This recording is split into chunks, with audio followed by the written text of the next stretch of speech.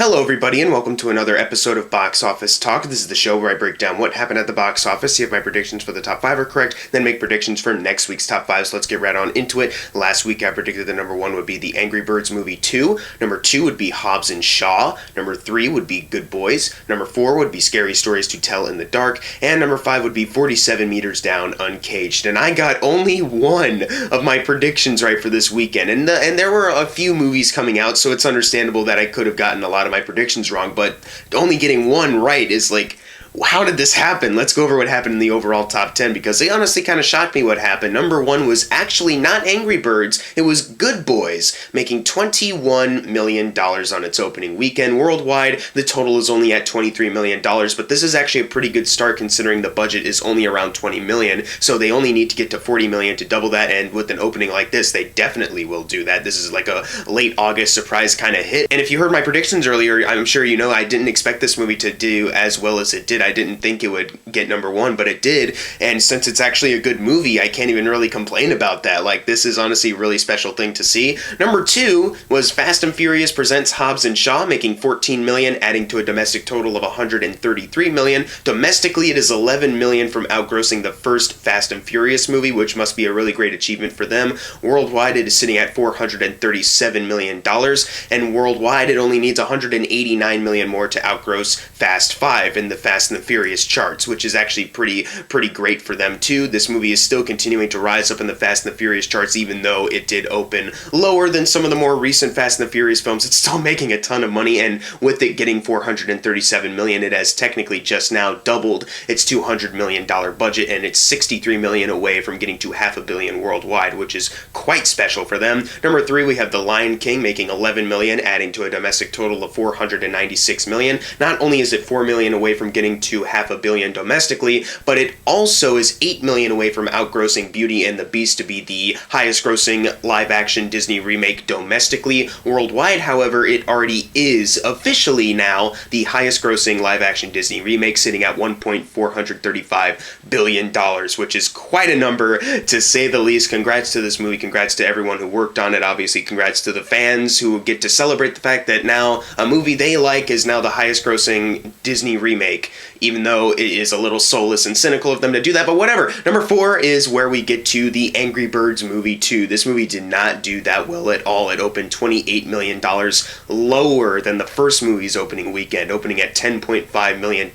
However, it did open up on a Tuesday, however. That's when showings kind of started, but that only adds to a domestic total of $16 million. And this is the second lowest opening weekend that Sony Pictures Animation has ever had. Their lowest being The Star, of course, but this is their second lowest, which is honestly quite a shame to say the least. The budget is $65 million, so they need $130 to double that, and maybe they can think about a third film, but honestly, with an opening like this, I doubt they ever will. Honestly, the fact that they were making another one was a little risky to begin with, because the first movie, you know, it was sort of a hit. It made like over $300 million worldwide, but it wasn't like big enough to guarantee that each film after would do the same amount of money, you know what I mean? So this is really kind of a shame, especially since me personally, after seeing the film, I think this is slightly better than that first film, so it's just really disappointing to see. Number 5, we have Scary Stories to Tell in the Dark, making $10.05 million, adding to a domestic total of $40 million. Worldwide, it is sitting at $54 million. Now, domestically, it is the 4th highest grossing CBS film, because this is a CBS film. It is behind Las Vegas, The Woman in Black, and 5 Feet Apart. That's one of their most recent ones, and it is $5 million away from outgrossing 5 Feet Apart domestically, so it's very close to doing that. I honestly do think that this will eventually end up being the highest grossing CBS film, because it has the highest opening weekend that any CBS film has had, so that's a really great sign to see for Guillermo del Toro and Andre Overall, the people that made this film. Not only did they double their $25 million budget and get $4 million over that, but it's looking like it's going to set a record for the distributors themselves, which is very good to see. Number 6, we have 47 Meters Down Uncaged. I predicted it for number 5, and it didn't even make it in. It made $9 million this weekend, which is $2 few million lower than the first movie's opening of $11 million, but the budget is only $12 million, so I think they will get over that domestically and they will double it with at least a worldwide total combined with that. So this movie is cheaply made. Of course, it's going to be fine, and it had a solid enough opening to guarantee it'll be a success. And maybe, just maybe, they might be thinking about a 47 meters down 3.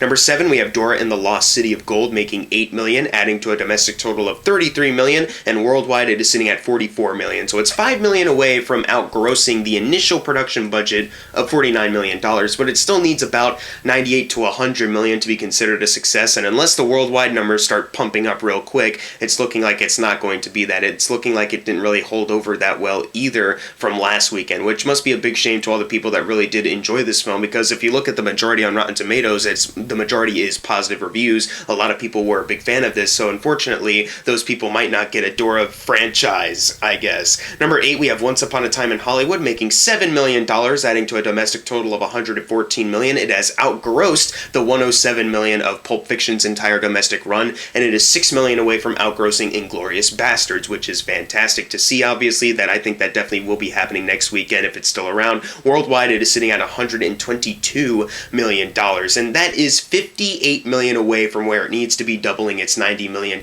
budget. Hopefully, it will be able to at least get closer to that before it leaves the top 10 by next week, and I think it will definitely cross that doubling point of its $90 million budget, but it might be when it's out of the top 10 entirely. Number 9, we have Blinded by the Light making $4.45 million on a budget of $15 million. This is a pretty weak opening to say the least, and I don't think it's going to be able to double its $15 million budget at all, especially since it's opening at number 9. It's going to be pushed out of the top 10 really, really quick. I can't say I'm surprised though, because even though it has like a really great score on Rotten Tomatoes, I don't think that many people knew about it or really cared to see it. I think more people just cared about seeing other things, which really sucks, because I'm sure this movie is a really great crowd pleaser, because that's what I've heard from other people that have already seen it. Maybe it'll hold over well in the next coming week, something like that, but I'm not entirely sure about that. Number 10, closing out the video, we have The Art of Racing in the Rain making $4.4 million, adding to a domestic total of $16 million. Worldwide, it only managed to bump it up to a little bit of $17 million, and that is way below where the average $18 to $50 million